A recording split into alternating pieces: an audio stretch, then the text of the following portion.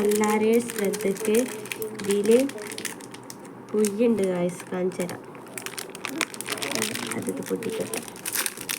നമുക്ക് ഇത് പുയ്യ്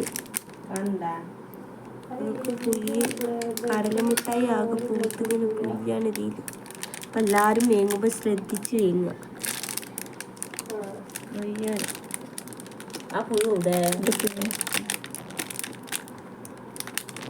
ഒന്നും നല്ലത്താ, 2-3 ഇവിടൊക്കെ ചെറിയ ചെറിയ പുഴു. അതൊക്കെ പൊട്ടിക്കട്ടെ. നമുക്ക് ഇത് പുയ്യ്